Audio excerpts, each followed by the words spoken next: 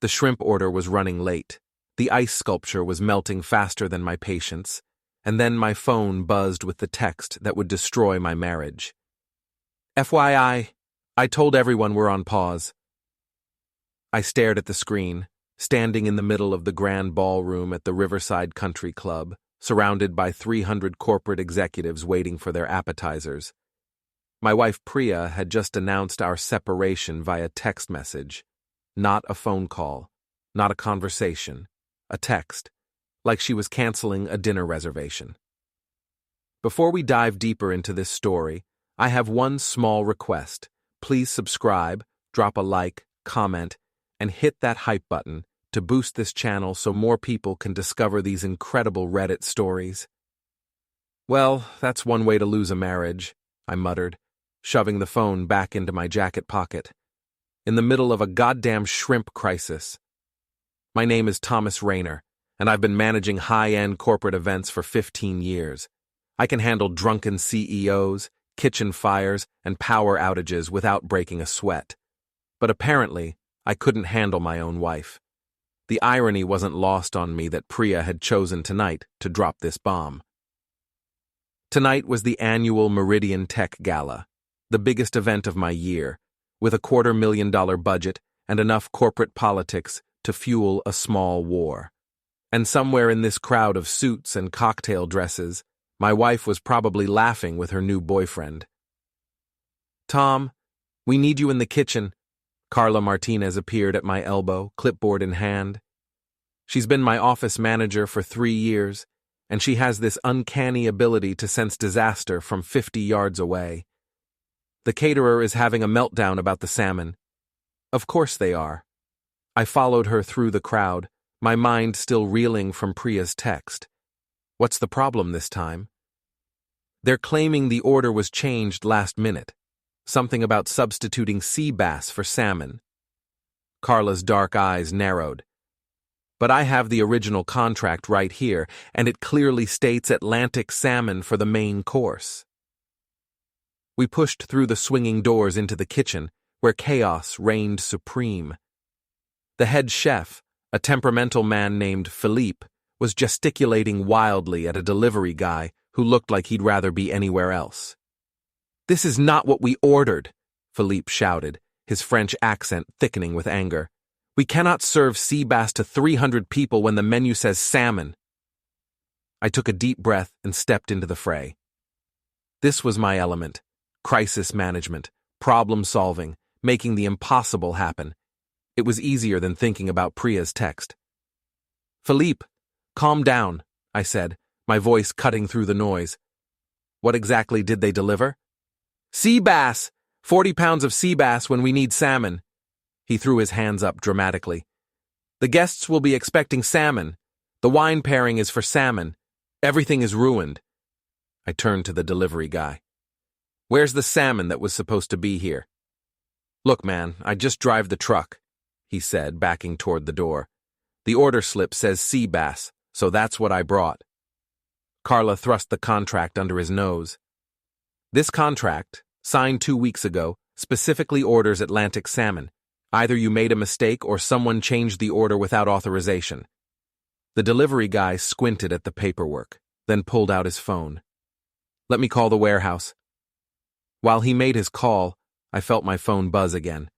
Another text from Priya. "Don't make this harder than it needs to be." Harder than it needs to be? I was working a 16-hour day while she was out there telling people our marriage was on pause, like we were some kind of Netflix series. "The warehouse says the order was changed yesterday afternoon," the delivery guy announced. "Someone called and switched it to sea bass. They have the salmon ready, but it'll take an hour to get here." An hour. The cocktail reception was supposed to end in 45 minutes, followed immediately by dinner service. I could feel Philippe's eyes boring into me, waiting for a miracle. "Fine," I said. "Call your warehouse. Tell them to rush the salmon here, and I'll pay double for the emergency delivery. Philippe, you start prepping everything else. We'll delay dinner service by 30 minutes and extend the cocktail hour." "But the schedule?" Carla started. "I'll handle the schedule." I was already mentally reworking the evening's timeline. Get the band to play an extra set, have the bartenders push the premium cocktails, and tell the keynote speaker we're running 30 minutes behind. As the kitchen burst back into organized chaos, I stepped outside onto the service patio to think. The October air was crisp, and I could hear the murmur of conversation from the ballroom through the French doors. Who had changed the salmon order? It seemed like a random mistake, but in my business, there are no random mistakes. Someone had deliberately sabotaged tonight's event, and I had a sinking feeling I knew who. My phone rang. Priya. "Hello, Priya," I answered, keeping my voice neutral. "Tom, we need to talk." Her voice had that crisp, professional tone she used when she was trying to control a situation. After 12 years of marriage, I knew all her voices. "I'm working. This can't wait. I'm at the gala tonight and people are asking questions." Of course, she was here. Priya worked for Blackstone Communications, the PR firm that represented half the companies at tonight's event. She'd probably been planning to attend all along, which made her timing even more calculated. "What kind of questions?" I asked, though I already knew. "About us. About our marriage. I told a few people we were taking some time apart, and now everyone wants details. Maybe you should have thought about that before sending me a breakup text in the middle of my biggest event of the year." There was a pause. "It's not a breakup, Tom. It's a pause. A separation. We need space to figure things out." Space to figure things out. That was rich, coming from someone who'd been working late every night for the past 3 months, coming home with expensive gifts she claimed were client appreciation bonuses, and password protecting her phone for the first time in our entire relationship. "Who is he?" I asked. "Who is who?" "The guy you're taking a pause for. Because we both know this isn't about space or figuring things out. This is about you wanting to be with someone else without technically cheating on your husband." Another pause, longer this time. "Tom, this isn't the time or place. You made it the time and place when you sent that text." I could feel my anger building, a hot pressure in my chest. "So who is he? Someone from work? One of your clients?" "I'm not having this conversation over the phone." "Then when? After you've told everyone at the gala that we're separated? After you've humiliated me in front of 300 people who know us both professionally? Nobody's trying to humiliate you. Right. That's why you waited until tonight to drop this bomb. Pure coincidence." I heard her sigh, that exasperated sound she made when she thought I was being unreasonable. "We'll talk tomorrow, at home, like adults." "Will he be there too, your mystery boyfriend? Because I'd hate for him to miss the conversation." "Goodbye, Tom." She hung up, leaving me staring at my phone on the empty patio. Through the French doors, I could see the gala in full swing, corporate executives networking, couples dancing, everyone having the time of their lives while my world fell apart. Carla appeared in the doorway. "The salmon's here. Philippe says we can start service in 15 minutes. "Good." I pocketed my phone and followed her back inside. "Any other crises I need to know about?" "Just the usual. The keynote speaker is drunk, 2 of the waitstaff called in sick, and someone's been spreading rumors about the host committee." "What kind of rumors?" Carla glanced around, then lowered her voice. "Something about improper financial management. People are saying money's been misappropriated from the event budget." That stopped me cold. The Meridian Tech gala was organized by a volunteer committee of executives from various companies. If someone was spreading financial rumors, it could destroy not just tonight's event, but my entire reputation in the industry. Who's spreading these rumors? I'm not sure, but I overheard 2 women talking about it near the bar. They mentioned your name specifically. My name? Of course they did. On the night my wife decided to announce our separation, someone was also trying to destroy my professional reputation. The timing was too perfect to be coincidental. "Carla, I need you to do something for me," I said. Quietly ask around. Find out who's been talking about the finances and what exactly they're saying. Don't make it obvious, but get me names. She nodded, her expression serious. You think this is connected to your personal situation? I think someone's trying to destroy my life from multiple angles, and they picked tonight to do it. As Carla disappeared back into the crowd, I made my way toward the bar. If people were spreading rumors about me, I needed to do some damage control. But first, I wanted to see if I could spot Priya and her mysterious boyfriend. The ballroom was packed now, the cocktail hour in full swing. I recognized most of the faces: CEOs, marketing directors, tech entrepreneurs, the usual crowd that attended these high-end corporate events. But as I scanned the room, I noticed something that made me freeze. People were staring at me. Not openly, but with those quick sideways glances that meant they knew something I didn't want them to know. Conversation stopped when I approached, then resumed in hushed tones when I passed by. Priya had been busy tonight. I spotted her near the silent auction tables, wearing a black cocktail dress I'd never seen before and laughing with a small group of people. She looked radiant, like a woman who'd just been freed from some terrible burden. Standing next to her was Blake Feldman. Blake was a tech vendor who'd been working with several companies at tonight's event. Mid-30s, expensive suit, perfectly styled hair, and the kind of confident smile that suggested he'd never faced a real challenge in his life. I'd met him a few times at previous events, and he'd always struck me as the type of guy who called everyone buddy and talked too loud about his Tesla. Now he was standing close enough to Priya to be in her personal space, his hand resting casually on the small of her back. So there was my answer. Blake Feldman was the reason my marriage was on pause. I started walking toward them, but before I could get close enough to interrupt their conversation, my phone buzzed with another text. This time it wasn't from Priya. It was from an unknown number. Check your email. You're going to want to see this. I stepped into a quiet corner and opened my email app.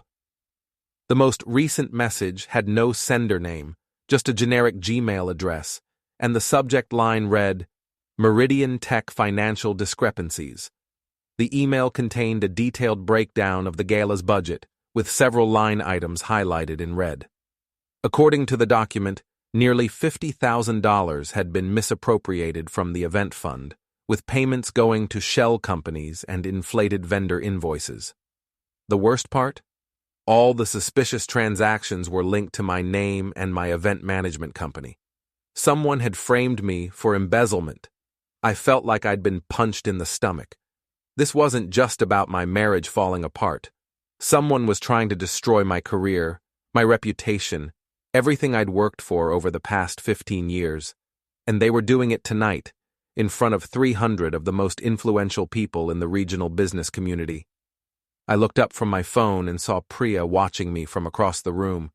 She was still standing with Blake, but her attention was focused on me, and there was something in her expression that looked almost like satisfaction?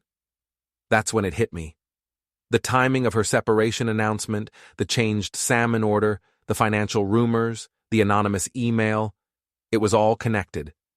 This wasn't just about Priya wanting to be with Blake. This was a coordinated attack designed to destroy my life completely. But they'd made one crucial mistake. They'd underestimated me.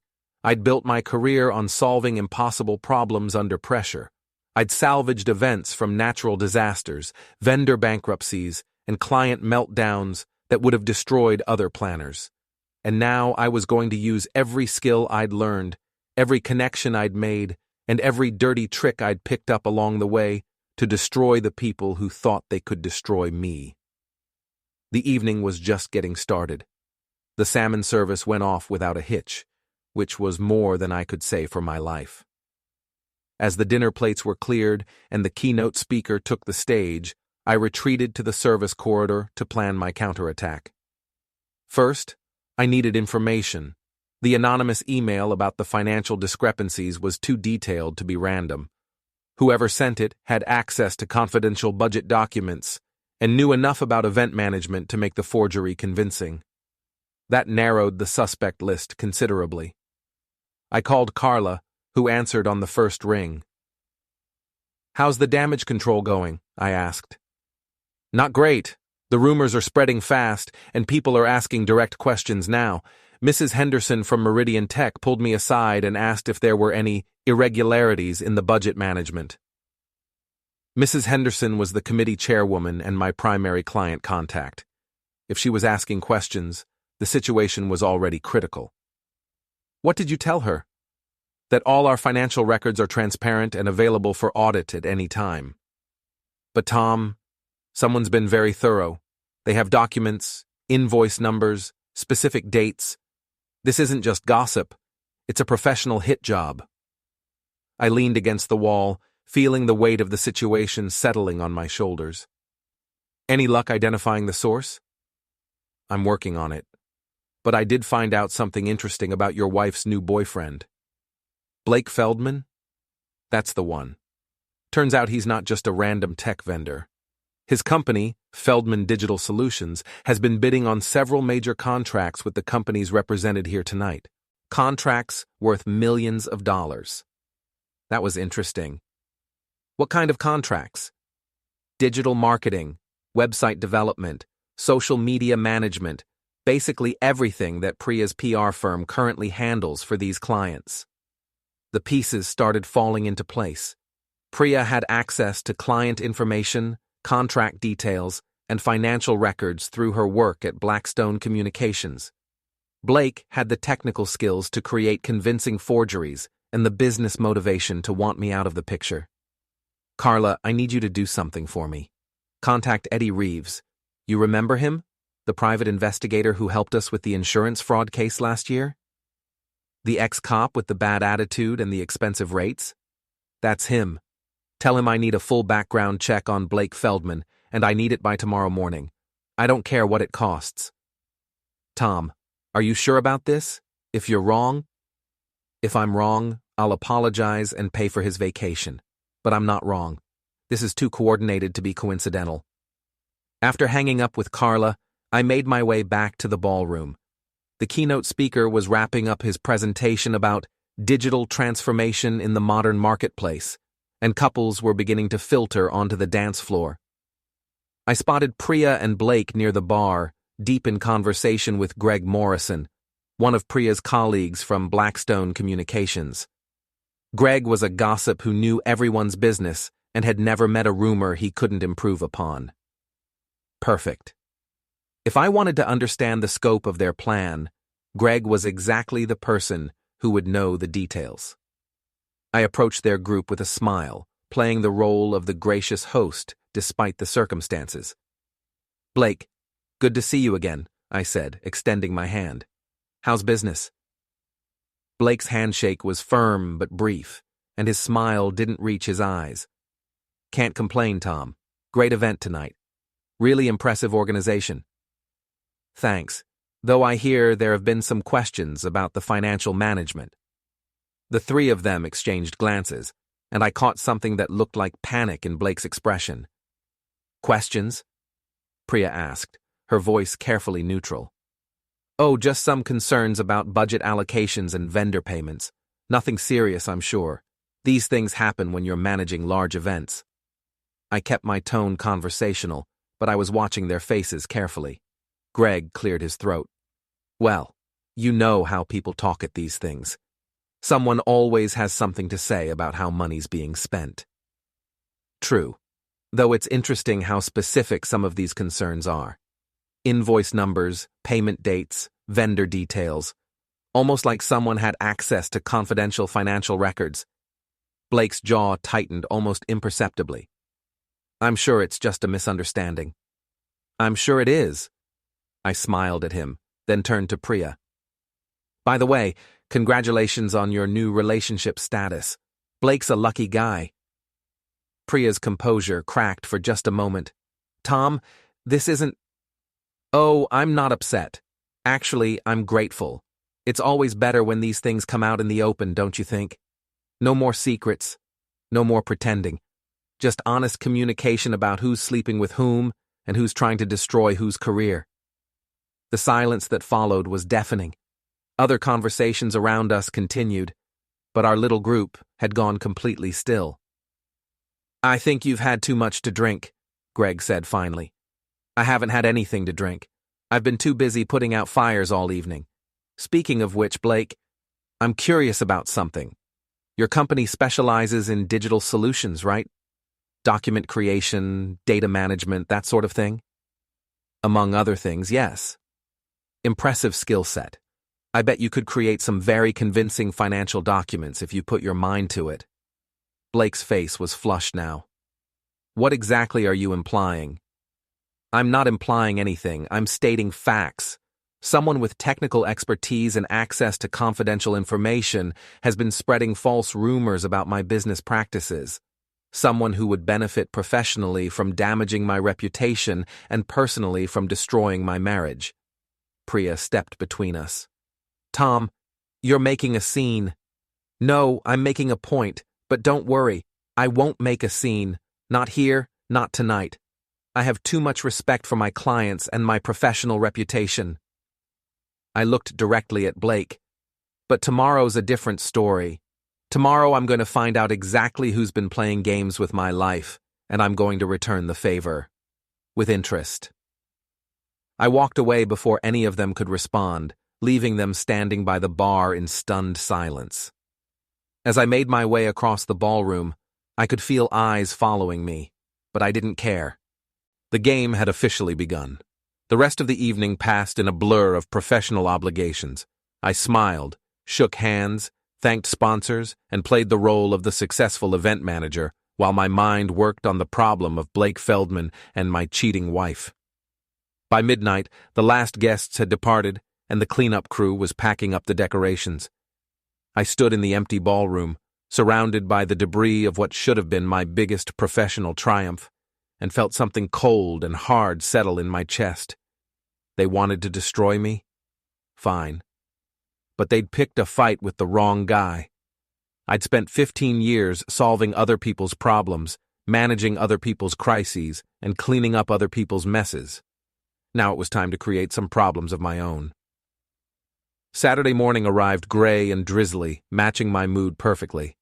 I was sitting in my home office at 7 a.m., surrounded by financial records and client files, when Eddie Reeves called with his preliminary report on Blake Feldman. "Your boy's got some interesting skeletons," Eddie said without preamble. He'd never been one for small talk. 3 previous business partnerships that ended badly, 2 lawsuits for contract violations, and a very messy divorce that included allegations of financial fraud. Allegations? His ex-wife claimed he was hiding assets and manipulating business records to avoid alimony payments. Case was settled out of court, but the court documents are public record. I leaned back in my chair, feeling the first stirrings of satisfaction. What else? His current business is leveraged to the hilt. Feldman Digital Solutions owes money to 6 different creditors, and he's behind on his commercial lease. Guy's desperate for a big score. Desperate enough to frame someone for embezzlement? Desperate enough to do whatever it takes to land those contracts your wife's been dangling in front of him. So my instincts had been correct. This wasn't just about romance, it was about money. Blake saw Priya as his ticket to financial salvation, and I was the obstacle standing in his way. "I need more," I told Eddie. "Financial records, client communications, anything that proves he's been working with Priya to set me up. That's going to take time and money. I've got both. Just get me what I need to bury this guy." After hanging up with Eddie, I spent the next hour reviewing the forged financial documents that had been circulated at the gala. The work was professional, but not perfect. There were subtle inconsistencies in formatting and language that suggested the documents had been created by someone familiar with event management, but not expert in it. More importantly, several of the suspicious transactions referenced vendor invoices that I'd never seen before. If I could prove those invoices were fabricated, the entire frame job would collapse. I was deep in the analysis when I heard Priya's car in the driveway. She was coming home from what I assumed was a night at Blake's apartment, ready for our adult conversation about the future of our marriage. Perfect timing. I heard her key in the front door, then her footsteps in the hallway. She appeared in the doorway of my office wearing the same black dress from the night before, her makeup slightly smudged and her hair not quite as perfect as usual. "Tom, we need to talk." "I'm listening." I didn't look up from the documents spread across my desk. She stepped into the room and closed the door behind her. "About last night. About what I said and how I said it." "You mean the part where you announced our separation via text message, or the part where you stood by while your boyfriend tried to frame me for embezzlement? Blake didn't—" She stopped herself, realizing she'd just confirmed what I already knew. "Blake didn't what? Didn't create fake financial documents to destroy my reputation? Didn't spread rumors about my business practices to 300 potential clients? Didn't coordinate with you to time this whole thing for maximum damage?" Priya sat down in the chair across from my desk, her composure finally cracking. "It's not what you think." "Then explain it to me. Explain how my salmon order got mysteriously changed. Explain how someone with access to confidential budget information just happened to create detailed forgeries about my supposed financial misconduct. Explain how your new boyfriend just happens to be bidding on contracts with all your major clients." She was quiet for a long moment, staring at her hands. When she finally spoke, her voice was barely above a whisper. "I never meant for it to go this far." "How far did you mean for it to go?" I needed an exit strategy. Something that would make the divorce easier, more justified." "So you decided to destroy my career as a bonus?" "The financial thing was Blake's idea. He said if there were questions about your professional conduct, it would strengthen my position in the divorce proceedings." I felt a surge of pure rage, but I kept my voice level. "You've been planning this for months, haven't you? The late nights, the new passwords, the expensive gifts you claimed were from clients. You've been building a case against me while sleeping in my bed and spending my money." "Tom, please." "How long have you been sleeping with him?" She flinched at the directness of the question. "Since July." 4 months. 4 months of lies, manipulation, and betrayal. 4 months of planning my destruction while pretending to be my loving wife. And the separation story? The pause narrative? Blake thought it would be better if I wasn't technically married when he started landing the new contracts. Less complicated for the clients. Less complicated for the clients? Or less complicated for explaining how he suddenly became so successful after sleeping with their PR representative? Priya's face flushed with anger. "It's not like that.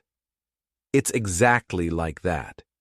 You've been selling client information and business opportunities for closeness and promises of a better life. That's not romance, Priya. That's prostitution with a business plan." She stood up abruptly, her chair scraping against the floor. "I don't have to listen to this." "No, you don't. But you're going to anyway, because we're not done yet." I opened my laptop and turned the screen toward her. On the display was a detailed timeline I'd created, showing the correlation between her late work nights, Blake's client meetings, and the subsequent contract awards.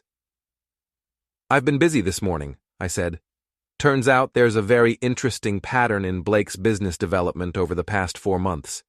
Every major contract he's landed corresponds to a client dinner or late-night strategy session you attended." Priya stared at the screen, her face going pale.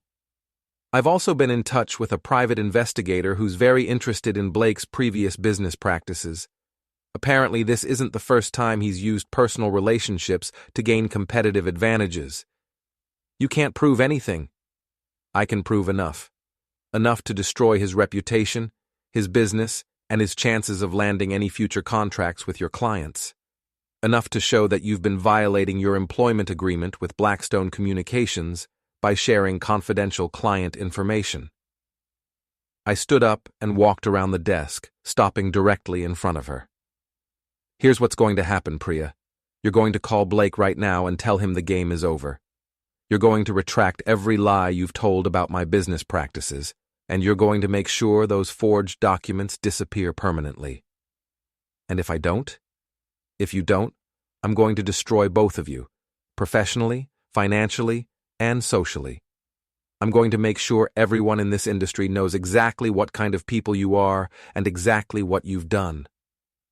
She stared at me for a long moment, and I could see her mind working, trying to find an angle, a way out of the trap she'd created for herself. You wouldn't do that, she said finally. It would hurt you too. Your reputation, your business relationships. My reputation and business relationships are already damaged, thanks to you. The difference is, I can rebuild mine. Yours will be permanently destroyed. I walked back to my desk and picked up my phone. I'm going to give you 60 seconds to decide. Call Blake and end this, or I call Eddie Reeves and tell him to release everything he's found to every business journalist in the state. Priya looked at the phone in my hand, then at the timeline still displayed on my laptop screen. I could see the exact moment she realized she'd lost. Fine, she said quietly. I'll call him. But as she reached for her phone, I knew this was far from over. Priya and Blake had made one crucial mistake. They'd underestimated how far I was willing to go to protect everything I'd built. They were about to learn that lesson the hard way.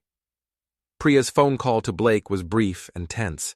I could only hear her side of the conversation, but Blake's anger was evident in the pauses and her increasingly defensive responses. Yes, he knows everything. No, I don't think we can… Blake, just listen to me. He has evidence. I said he has evidence. She hung up and looked at me with something between fear and hatred. He wants to meet with you.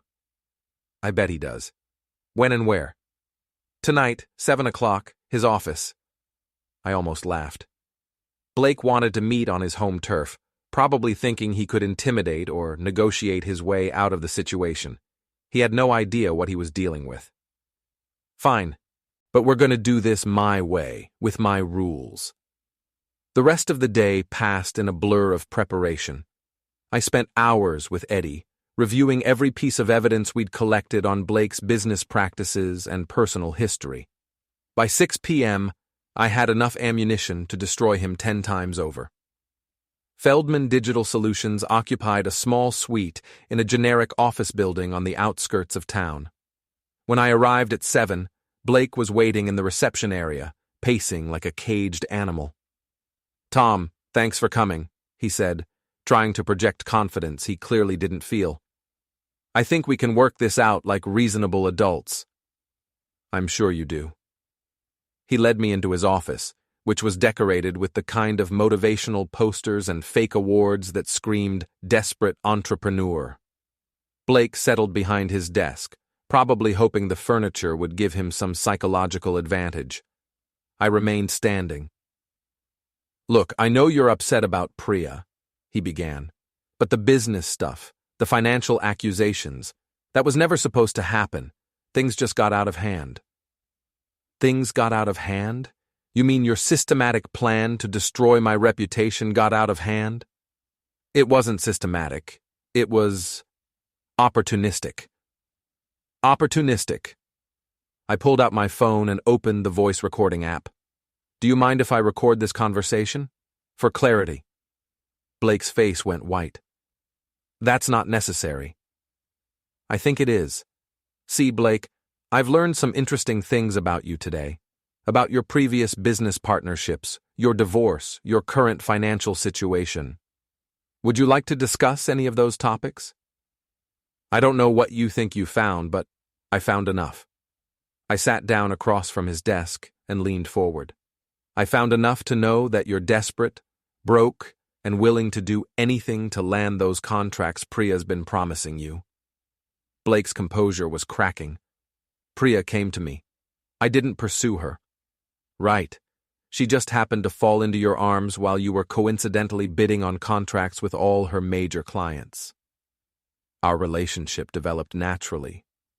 Your relationship developed as part of a business strategy, You seduced a married woman to gain access to confidential client information, then used that information to undercut legitimate competitors.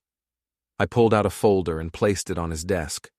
These are copies of emails between you and 3 different Blackstone clients, dated before you had any official contact with those companies.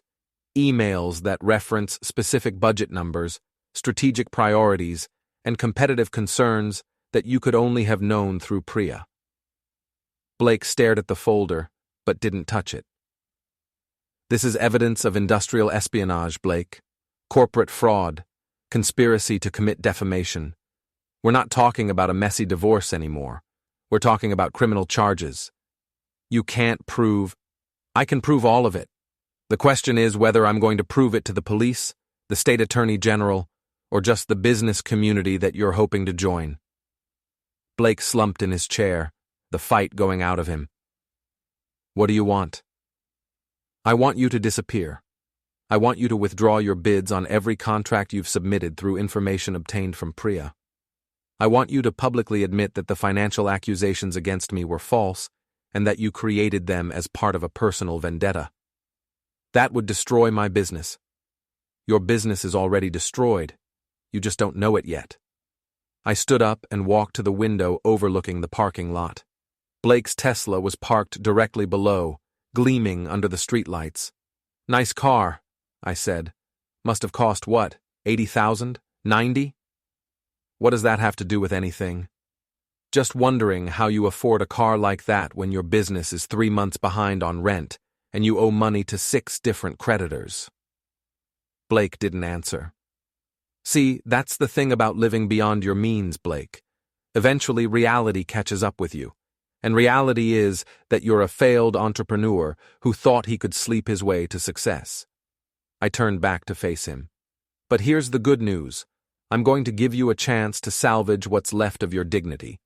You're going to do exactly what I told you to do, and in return, I won't release the evidence I've collected to every business publication, law enforcement agency, and professional organization in the state. And Priya? Priya's not your concern anymore. Your concern is figuring out how to rebuild your life after you've destroyed everything you've worked for. Blake was quiet for a long moment, staring at the folder on his desk. Finally, he looked up at me with something that might have been respect. You know, I underestimated you. Most people do. It's one of my advantages. Priya said you were weak, said you'd just accept the situation and move on quietly. Priya doesn't know me as well as she thinks she does. Blake opened the folder and glanced at the first few pages. His shoulders sagged as he realized the scope of the evidence against him. How long do I have? 48 hours.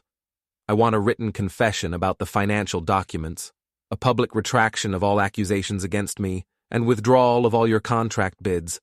If I don't have all 3 by Monday morning, this folder goes to the authorities. I walked toward the door, then stopped and looked back at him. Oh, and Blake? Stay away from my wife. Whatever arrangement you two had is over. If I find out you've had any contact with her after tonight, I'll make sure your ex-wife gets copies of all the financial records I've collected. I'm sure she'd be very interested to know about your hidden assets and unreported income. Blake's face went gray. You bastard. No, Blake. I'm just a guy who's very good at solving problems. And you were a problem that needed solving. I left him sitting in his office, staring at the evidence of his own destruction. As I walked to my car, I felt something I hadn't experienced in months, complete control over my own life. But I wasn't done yet. Blake was just the first domino to fall. Now it was Priya's turn. Sunday morning, I woke up to find Priya gone. Her car wasn't in the driveway, and half her clothes were missing from our bedroom closet. She'd left a note on the kitchen counter. Staying at Malini's until we figure this out. Don't call. Malini was Priya's younger sister, a divorce attorney who'd never liked me, and had probably been encouraging this whole situation from the beginning. Perfect. Now I knew exactly where to find both of them. But first, I had some calls to make. I started with Mrs. Henderson from Meridian Tech, who answered her home phone on the 3rd ring. Tom, I was hoping to hear from you. There's been some concerning talk about last night's event. That's exactly why I'm calling, Mrs. Henderson. I wanted to address those concerns directly and provide you with some important information. I spent 20 minutes walking her through the evidence I'd collected, explaining how the financial documents had been fabricated and by whom. Mrs. Henderson was a sharp businesswoman who'd built her company from the ground up. She understood corporate espionage when she saw it. This is very serious, Tom. If what you're telling me is accurate, we need to notify the other committee members immediately. I've already prepared a full report with supporting documentation. I can have it to you within the hour. Please do. And Tom, I'm sorry this happened to you, both professionally and personally. My next call was to James Blackstone, the founder of Blackstone Communications and Priya's ultimate boss. James was an old-school businessman who valued loyalty and integrity above everything else. Tom, good to hear from you. Priya mentioned you two were having some difficulties. I'm sure she did. But I'm calling about a business matter that affects your company directly. I gave James the same overview I'd given Mrs. Henderson, but with additional focus on how Priya had violated her employment agreement by sharing confidential client information. Jesus Christ, James muttered when I finished. How long has this been going on? At least 4 months, possibly longer. I have documented evidence of at least 6 instances where confidential client information was shared with Blake Feldman prior to official vendor communications. Send me everything you have. I'll need to conduct a full internal investigation. Of course. But James, I want you to know that I'm not doing this out of spite. I'm doing it because your clients deserve to know their confidential information has been compromised. I understand. And Tom, thank you for bringing this to my attention. A lot of men in your situation would have just kept quiet. After hanging up with James, I spent the rest of the morning preparing detailed reports for both Mrs. Henderson and the committee members, and for James and the Blackstone Communications leadership team. By noon, I had created a comprehensive package that documented every aspect of Blake and Priya's scheme. Then I drove to Malini's house. Malini lived in an upscale subdivision about 20 minutes from our home, in a McMansion that screamed, "Successful divorce attorney." Her BMW was in the driveway next to Priya's Honda, confirming that both sisters were home. I rang the doorbell and waited. Malini answered, dressed in yoga clothes and wearing an expression of barely concealed hostility. Tom, I was wondering when you'd show up. Hello, Malini. I need to speak with Priya. She doesn't want to talk to you. I'm sure she doesn't, but we have some business to conclude. Malini blocked the doorway with her body, a move she'd probably learned from years of dealing with hostile ex-husbands. Whatever business you think you have can be handled through attorneys.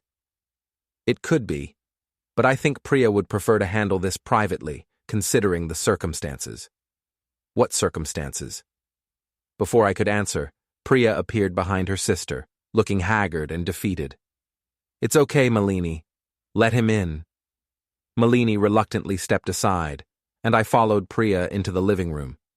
The space was decorated in the kind of sterile, expensive style that looked like a furniture showroom. All appearance, no warmth. Blake called me last night, Priya said without preamble. He told me about your conversation.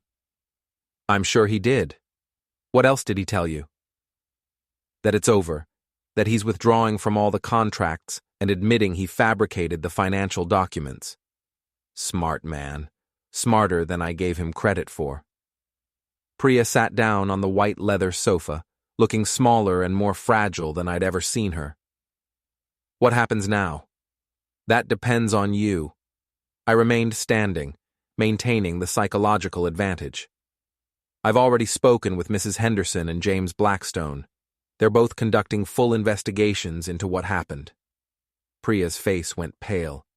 Tom, please. I'm not finished.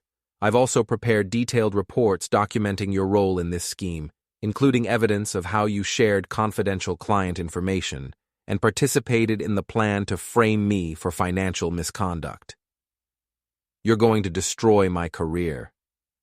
You destroyed your own career when you decided to betray your client's trust for a chance to sleep with a failed entrepreneur. Malini, who had been listening from the doorway, stepped into the room. Tom, this is vindictive and unnecessary. Priya made some mistakes, but… Mistakes? I turned to face her. Malini, your sister committed corporate espionage. She violated her professional ethics, betrayed her client's confidence, and participated in a conspiracy to destroy my reputation and business. Those aren't mistakes. Those are crimes. You can't prove… I can prove all of it. Emails, phone records, financial documents, witness statements. I have enough evidence to end Priya's career permanently and probably send her to prison. The room fell silent. Priya was staring at her hands, and Malini was looking back and forth between us like she was watching a tennis match. But I'm not going to do that, I continued. At least not immediately. Both sisters looked up at me with surprise. Here's what's going to happen. Priya is going to resign from Blackstone Communications immediately, citing personal reasons. She's going to cooperate fully with their internal investigation and accept responsibility for her actions. Tom, Priya started, I'm not finished. She's also going to sign a detailed confession admitting her role in the scheme to frame me, and she's going to make a public statement retracting all accusations against my business practices. And in return? Malini asked. In return, I don't press criminal charges. I don't release the evidence to the media, and I don't make sure that every PR firm in the state knows exactly why she was fired from her last job. Priya looked up at me with tears in her eyes. I never meant for it to go this far. But it did go this far, and now you have to live with the consequences. I pulled a folder from my briefcase and placed it on the coffee table. These are the documents you need to sign: a resignation letter, a confession, and a public statement. You have 24 hours to review them with your attorney and get them back to me. And then what? Priya asked quietly. And then we get divorced. Quietly, quickly, and with a settlement agreement that reflects your role in trying to destroy my life and career. I looked around the sterile living room at the two sisters who had underestimated me so completely. You know, Priya, you were right about one thing. Our marriage was on pause, but it wasn't a temporary pause. It was the pause before the end. You just didn't realize that I was the one who was going to write the ending. I walked toward the door, then stopped and looked back at her one final time. Oh, and Priya? Don't contact Blake anymore. He's got enough problems without adding obstruction of justice to his list. As I drove away from Malini's house, I felt a sense of completion I hadn't experienced in months. The game was over, and I had won decisively. Blake would spend the next few years rebuilding his business from scratch, assuming he could find clients willing to trust him after his public confession. Priya would be blacklisted from the PR industry and would probably end up working for some small-town marketing firm if she was lucky. And me? I would rebuild my reputation, strengthen my business relationships, and move forward with my life. But most importantly, I would never again underestimate the importance of protecting what I'd worked so hard to build. Some people think revenge is a dish best served cold, but I've learned that revenge is actually best served systematically, comprehensively, and with perfect timing, just like planning the perfect event. Epilogue, status update. 6 months later, I was standing in the ballroom of the Grand Riverside Hotel, overseeing the setup for the annual Chamber of Commerce Gala. It was my biggest event since the Meridian Tech disaster, and everything was running like clockwork. The salmon had arrived on time. Tom, the keynote speaker just arrived, Carla announced, appearing at my elbow with her ever-present clipboard. And Mrs. Henderson called to confirm that the Meridian Tech table is ready for tonight. Excellent. Any other issues I need to know about? Just one.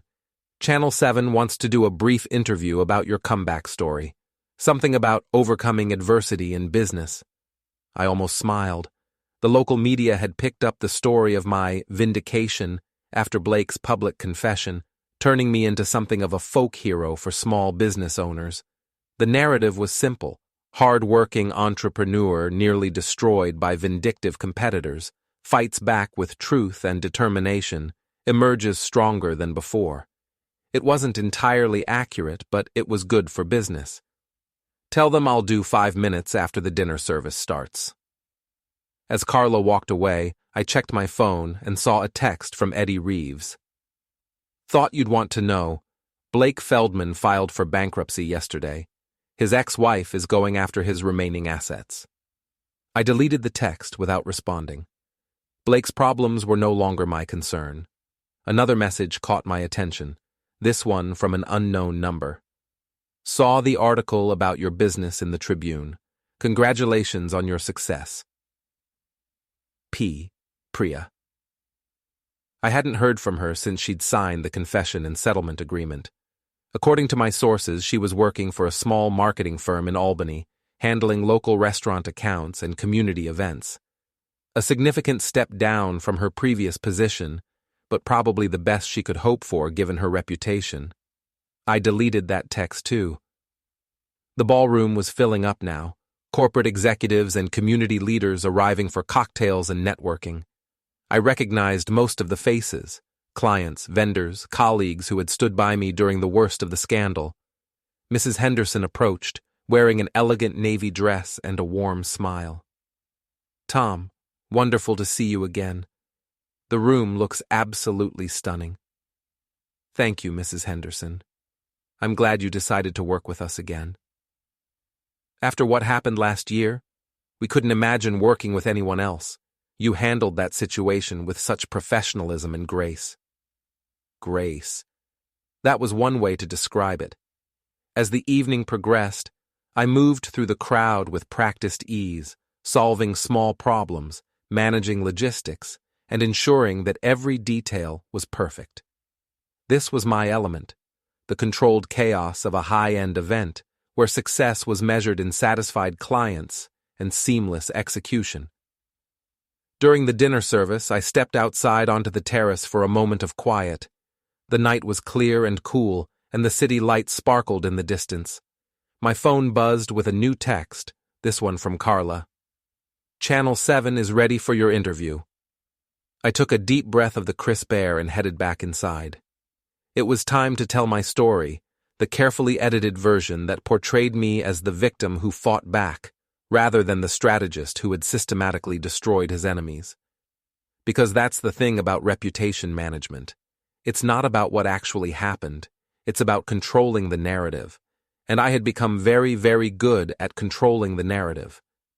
As I walked back into the ballroom, I passed a young couple arguing quietly near the bar. The woman was showing the man something on her phone, and his face was a mixture of shock and anger. I can't believe you would do this, he was saying. How long has this been going on?